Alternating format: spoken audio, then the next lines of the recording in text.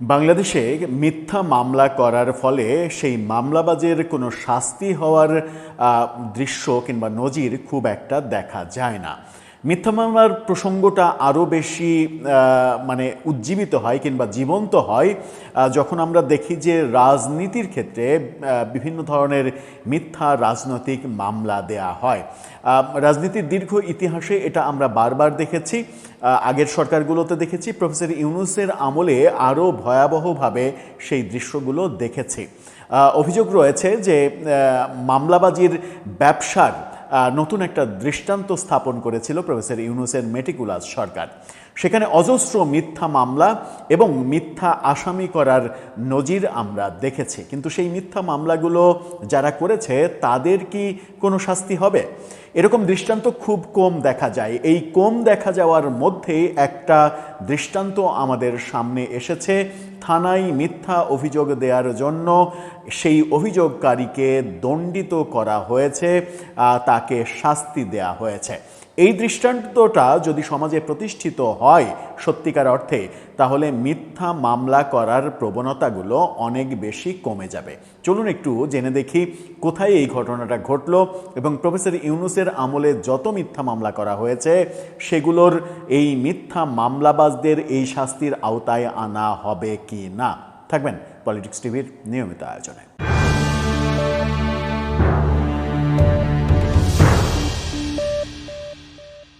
দর্শক, বলছিলাম মিথ্যা মামলা এবং মিথ্যা মামলা করলেও কিছু হয় না, মামলা প্রমাণিত হয় না, পরবর্তীতে হয়তো আসামিদের কিছু হয় না, ওই পর্যন্তই। কিন্তু এই যে মিথ্যা মামলা করে হেনস্থা করা, মিথ্যা মামলায় কাউকে জেলে ভরে রাখা, তার জীবনটাকে একেবারে বিষিয়ে তোলা, এই যে চরমতম ক্ষতি এবং সম্মানের ক্ষতি, চারিদিক থেকে যে ক্ষতি করার ঘটনাটা ঘটে, সেই ক্ষতিকারীকে কোনো ধরনের শাস্তির আওতায় যদি আনা না হয় কিংবা আনা না যায়, তাহলে এই প্রবণতাগুলো আরও বেশি বাড়তে থাকবে।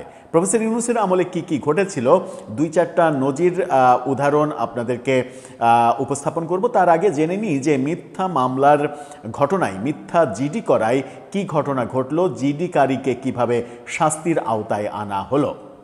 এবং এটা যদি সমাজে সত্যিই প্রতিষ্ঠিত করা যায়, তাহলে প্রফেসর ইউনূসের আমলে বিশেষ করে কিংবা তার আমলে, তার আগের আমলগুলোতে ধারাবাহিকভাবে রাজনীতির ক্ষেত্রে মিথ্যা রাজনৈতিক মামলা দেওয়ার প্রবণতা এবং এই মামলাগুলো যারা করেছে তাদের শাস্তির ব্যাপারেও নতুন করে হয়তো কথা উঠবে।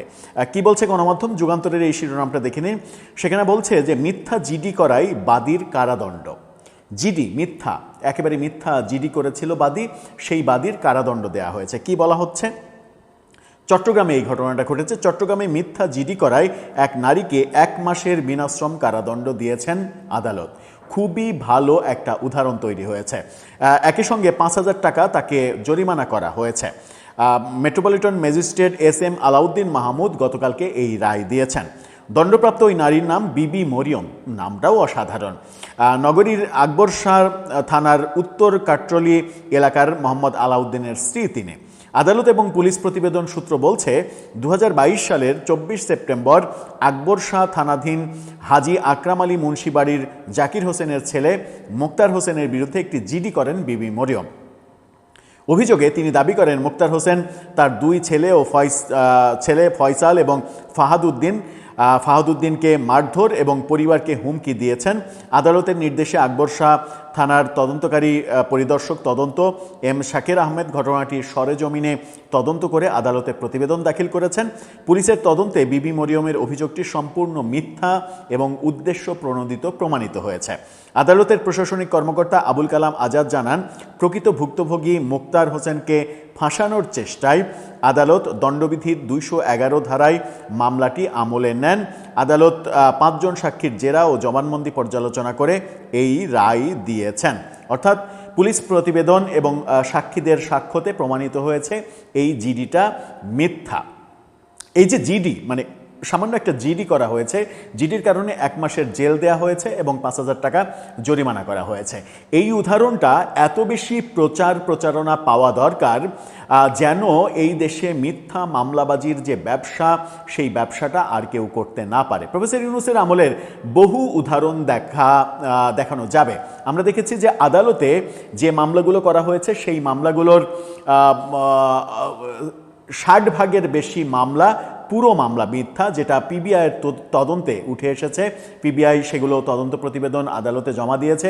আদালতে যত মামলা হয়েছে তার 60% পুরোপুরি মিথ্যা, বাকি 40% মামলার 90% আসামি ভুয়া আসামি, অর্থাৎ মিথ্যা আসামি, তাদেরকে মিথ্যাভাবে সেখানে ঠোকানো হয়েছে। এই মামলাগুলো যারা করেছে তাদেরকে কি শাস্তির আওতায় আনা হবে? কিংবা প্রফেসর ইউনূসের আমলে যে হাজার হাজার মামলা সারা দেশে গায়েবী মামলা করা হয়েছে এবং একের পর এক গায়েবী মামলা করে নতুন নতুন মামলা করে কারাগার থেকে জামিনের পরেও তাকে নতুন মামলায় শোন অ্যারেস্ট দেখিয়ে 2 বছর ধরে তাদেরকে কারাভোগ করানো হচ্ছে, এই কাজগুলো যেগুলো করা হয়েছে সেগুলোর জন্য তাদেরকে কি শাস্তির আওতায় আনা হবে? আমরা দেখছি যে এই যে সাকিব আল হাসান, আমাদের ক্রিকেটের উজ্জ্বল নক্ষত্র, সাকিব আল হাসানের নামে রাজধানীর আদাবরে একজনকে মারার হত্যা মামলা দায়ের করা হয়েছে যখন সাকিব আল হাসান কানাডায় লিগ খেলছিলেন। কানাডায় খেলা অবস্থায় তার মানে তিনি ওই জুলাই অভ্যুত্থানের সময় তো তিনি ছিলেন না দেশে, কানাডায় লিগ খেলছিলেন, তো সেই সময় তার নামে এই মামলাটা দেয়া হলো। এই যে মামলা আমরা দেখলাম যে সাংবাদিক আনিস আলমগীর, তার নামে মিথ্যা মামলা দেয়া হলো, মিথ্যা মামলা দিয়ে তাকে কারাগারে নেওয়া হলো। সাংবাদিক মঞ্জুরুল আলম পান্না কিংবা লতিফ সিদ্দিকী, বীর মুক্তিযোদ্ধা লতিফ সিদ্দিকী, কিংবা আমরা শেখ হাফিজুর রহমান কার্জন, ঢাকা বিশ্ববিদ্যালয়ের শিক্ষক, তাদের বিরুদ্ধে যে মামলাগুলো সবগুলোই মিথ্যা মামলা এবং এই মামলাগুলো করেছিল পুলিশ থেকে এই মামলা করা হয়েছে এবং তখনকার সরকার এই মামলাগুলো করতে ইন্ধন জুগিয়েছিল। সুতরাং তখনকার যিনি আইন উপদেষ্টা, স্বরাষ্ট্র উপদেষ্টা কিংবা তখনকার যিনি প্রধান উপদেষ্টা, তাদের বিরুদ্ধে কি শাস্তিমূলক ব্যবস্থা ভবিষ্যতে এই মিথ্যা মামলাবাজির জন্য গ্রহণ করা হবে? কিংবা আদালতে যেগুলো প্রমাণিত হলো যে অজস্র মিথ্যা মামলা করা হয়েছে, পুলিশ প্রতিবেদনে সেগুলো প্রমাণ হলো, সেগুলোর মানে যারা মামলা করেছে তাদের বিরুদ্ধে কি এই শাস্তিমূলক ব্যবস্থা নেওয়া হবে?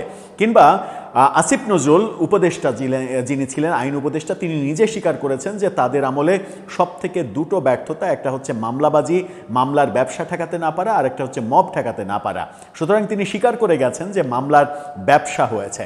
মামলার নামে যে ব্যবসা হয়েছে, সেই ব্যবসা যারা করেছে, পেছনে যারা ইন্ধন দিয়েছে এবং সেই ব্যবসার স্বীকৃতি দিয়ে সরকার যে নিরপরাধ মানুষকে গ্রেপ্তার করে কারাগারে রেখেছে, প্রফেসর ইউনূসের সরকার এই কাজগুলো করেছে, তার জন্য ওই মামলাবাজ, তার পেছনে ইন্ধনদাতা, সরকারের আইন উপদেষ্টা, স্বরাষ্ট্র উপদেষ্টা, সরকার প্রধান প্রফেসর ইউনূস কিংবা এর সঙ্গে যে সকল সাঙ্গপাঙ্গরা জড়িত ছিল, তাদেরকে কি ভবিষ্যতে শাস্তির আওতায় আনা হবে? এটা একটা বড় প্রশ্ন।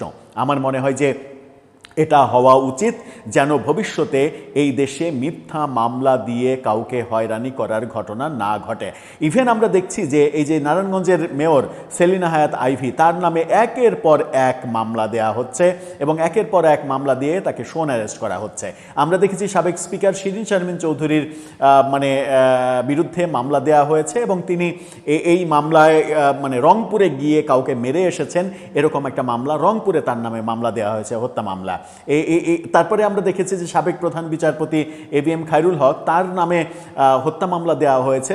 যে ব্যক্তি 80 বছরের বেশি বয়স, যিনি নিজে ঠিকভাবে 2 মিনিট হাঁটতে পারেন না, কোনো ভারী জিনিস তুলতে পারেন না, সেই ব্যক্তি অন্তত 6 থেকে 8 কেজি ওজনের রাইফেল হাতে নিয়ে সঠিক তাক করে কোনো মানুষকে মেরে ফেলেছে, এরকম মামলা করা হয়েছে। নিজে হাতে মানুষকে হত্যা করেছেন, এরকম মামলা করা হয়েছে। সুতরাং এর একটা অবসান হওয়া উচিত। আমার মনে হয় যে এই মামলাগুলো যারা করেছে, যারা সাজিয়েছে, প্রত্যেককেই শাস্তির আওতায় আনা উচিত। কিংবা হয়তোবা ইতিহাসে এই দৃশ্য আমরা কোনো না কোনো দিন দেখতেও পারি যে এই সকল মেটিকুলাস ব্যাপারগুলো যারা করেছে তাদেরকে কারাভোগ করতে হচ্ছে। অবশ্য শুধুমাত্র প্রফেসর ইউনূসের আমলের কথা বললেই হবে না, তাতে একপাক্ষিক কথা বলা হয়। আমরা একপাক্ষিক কথা বলতে চাই না। এর আগেও বারংবার যে সকল সরকার ক্ষমতায় থেকেছে, জাতীয় পার্টি, বিএনপি, আওয়ামী লীগ, প্রত্যেকটা সরকারের আমলেই রাজনৈতিক হয়রানির মামলার ঘটনা আমরা দেখেছি। এগুলোর অবসান হতে হবে এবং এগুলোর পেছনে পেছনের কারিগরদের চিহ্নিত করতে হবে। চিহ্নিত করে তাদেরকে যদি শাস্তির আওতায় আনা হয় এবং বিশেষ করে এই সকল ঘটনার ক্ষেত্রে যদি রাষ্ট্রীয় কোনো ইন্ধন থাকে, যেমন প্রফেসর ইউনূস প্রকাশ্যে এই ইন্ধনগুলো দিয়েছেন এবং মবের ইন্ধন তিনি দিয়েছেন। তিনি ওই জুলাই যোদ্ধাদের সঙ্গে মিটিং করে সরাসরি বলেছেন যে তোমরা অভিযোগ করছো সরকারের মধ্যে ফ্যাসিস্ট আছে, সরকারের মধ্যে ফ্যাসিস্ট খুঁজতে যাচ্ছ, তোমার গ্রামেই তো ফ্যাসিস্ট আছে, তোমার পাশের বাড়িতেই তো ফ্যাসিস্ট আছে, তো তোমরা কি তাদের কিছু করতে পারছো? এই কথা বলাতে যে সরাসরি তাদেরকে বলা যে তোমরা ওদেরকে ধরো, মারো, কাটো, ওদের উপরে মব তৈরি করো, এটা কি আর সরাসরি বলা লাগে?